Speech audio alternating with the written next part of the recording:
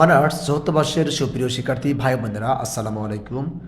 আশা করি তোমরা সকলেই ভালো আছো এবং সুস্থ আছো। আজকে আমরা আলোচনা করব তোমাদের অ্যাপ্লাইড ম্যাথমেটিক্স সাবজেক্টের অধ্যায় 2-এর উদাহরণ নম্বর 27। উদাহরণ নম্বর 27-এর নাম হচ্ছে ল্যাপ্লাস রূপান্তর দ্বারা সমাধান।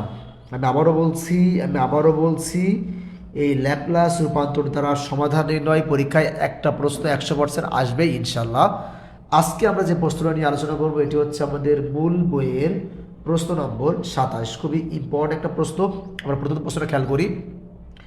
দেওয়া আছে y2 prime plus 2y prime plus 5y equal e⁻t sin t, যেখানে y অফ 0 মানে 0 আর y প্রাইম 0 মানে 1।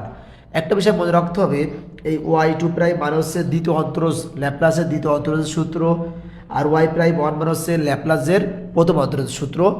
এই অঙ্কগুলো সমাধান করতে হলে আমাদের ল্যাপ্লাসের দ্বিতীয় অন্তরজের সূত্র, ল্যাপ্লাসের প্রথম অন্তরজের সূত্র বা ল্যাপ্লাসের তৃতীয় অন্তরজের সূত্র অবশ্যই মুখস্থ রাখতে হবে।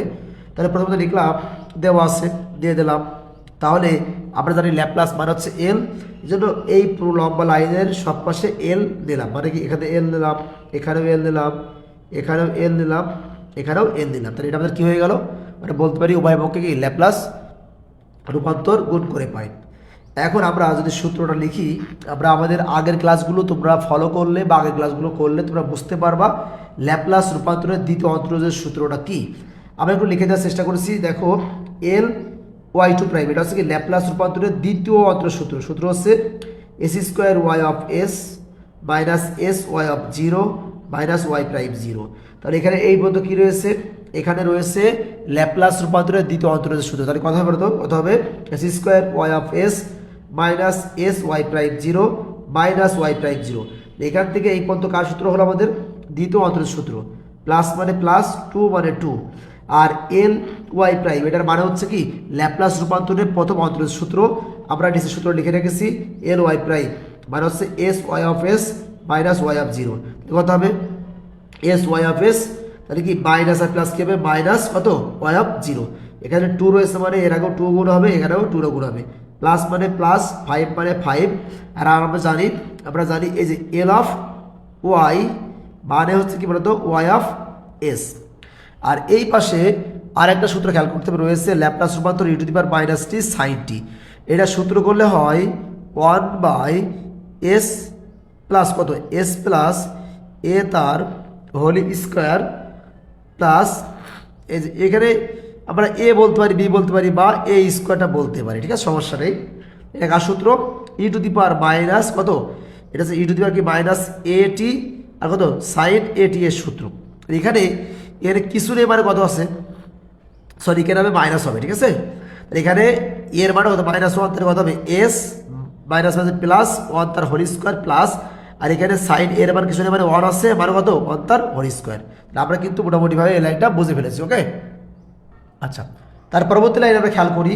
তাহলে Y s² y minus 1 plus 2sy plus 5y equal 1/s² plus 2s plus 2, কারণ এই পাশটা আমরা ক্যালকুলেশন করে এটা পাই।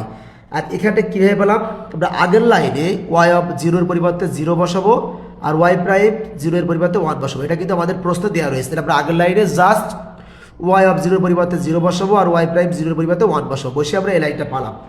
এখন ল্যাপ্লাস রূপান্তরের সাহায্যে সমাধান মানে হচ্ছে কার মান বলতো, মানে হচ্ছে y এর মানটা, মানে কিন্তু কি ল্যাপ্লাস রূপান্তরের সাহায্যে সমাধান।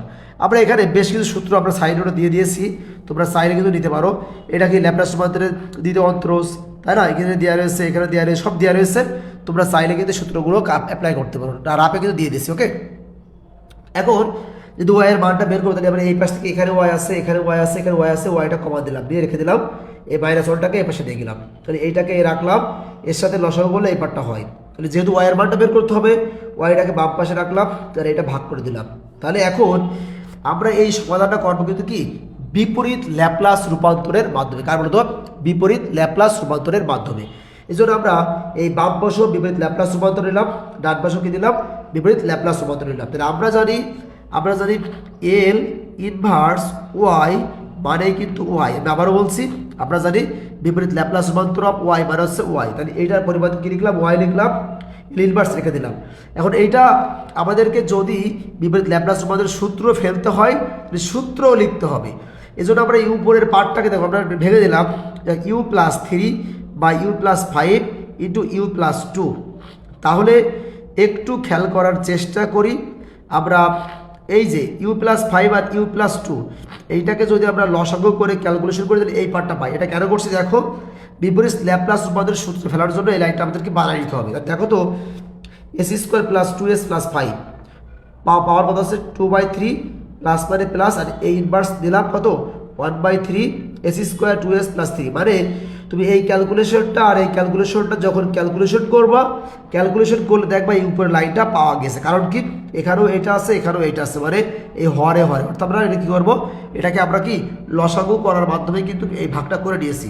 এটা আমরা এটাকে একটু বই দেখে সমাধান করলে আরও বেটার হবে। হ্যাঁ, আর একটু খেয়াল করি আমরা কিন্তু এই পর্যন্ত ক্লিয়ারলি পেরেছি। ওকে, তাহলে আমরা এই পাশে ল্যাপ্লাস রূপান্তর নিলাম, এই পাশেও ল্যাপ্লাস রূপান্তর নিলাম, এই পাশে নিলাম। তাহলে দেখো তো 1/3 রেখে দিলাম, ল্যাপ্লাস রূপান্তর 1/s প্লাস 1 তার whole square plus 1 plus 1/3 L inverse 2/s plus 1 plus 4। কারণ কি এখানে আমাদের কত ছিল 2/3 ছিল, তাই না? আমরা নিলাম কত, এই 2টাকে উপরে নিলাম আর 3টা নিচে নিলাম। তাহলে আমরা এখান থেকে এটা সূত্র করলে কত হবে e⁻³ sin t, মানে এখানে 1 আছে মানে এখানে কত হবে 1t প্লাস প্লাস 1/3, এখানে কত আছে 2 আছে মানে কি 2 2 4 মানে কি sin 2t, লিখে 1/3টা কমা দিলে কত হবে e⁻³ sin t plus sin 2t।